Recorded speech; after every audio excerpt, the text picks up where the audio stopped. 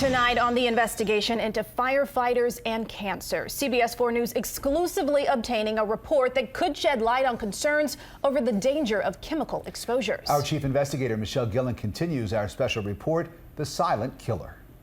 So take the stream, bring it down a little bit and sweep it. As smoke feared to be toxic stained South Florida skies, Miami-Dade firefighters donned traditional personal protective gear to save their lives.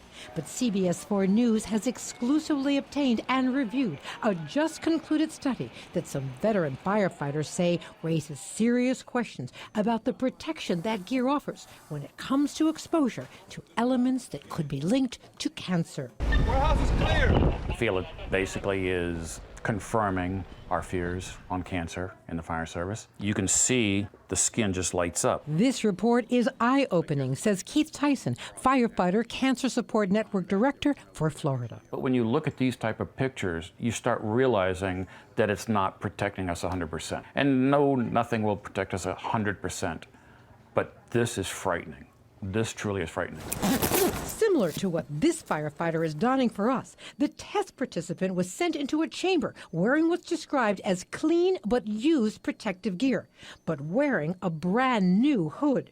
According to its author, the test was commissioned and paid for by the International Firefighters Association, the Firefighters Union. Basically, they created a smoke, if you want to call it an environment. What they used was a natural dust that was non-toxic.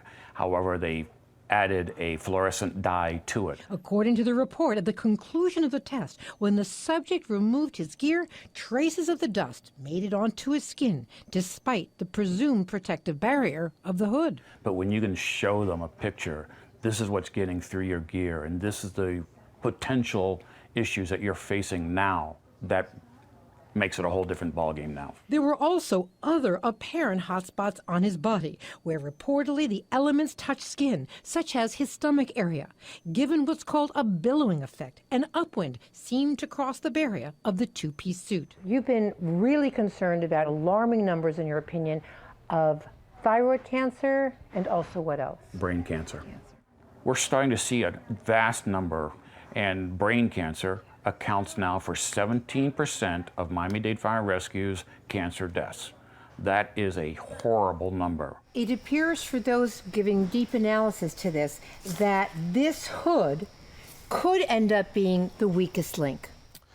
That's what we need to find out. Broward County's fire chief in charge of health and safety, Todd LeDuc, is taking concerns over the risk of cancer so seriously, his team just sent out 3 in-service hoods to be tested at the same center, this test paid for by the Firefighter Cancer Support Network. And now we're starting to look and say, what chemicals get captured and get trapped in this hood, and then what do we do when that happens? His reaction to the test chamber results? It says to me there's things that we probably can be looking at and doing better. The concern that lingers, he says, the reality that each firefighter has only one set of gear, often having to jump into it time and time again, even in one day, with not enough time to clean it.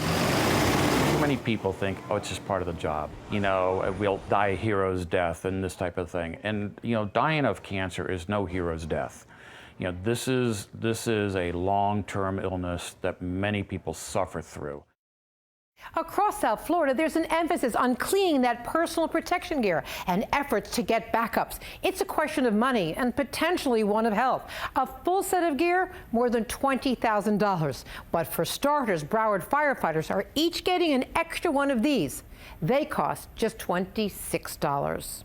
Michelle Gillen, CBS 4 News, tonight.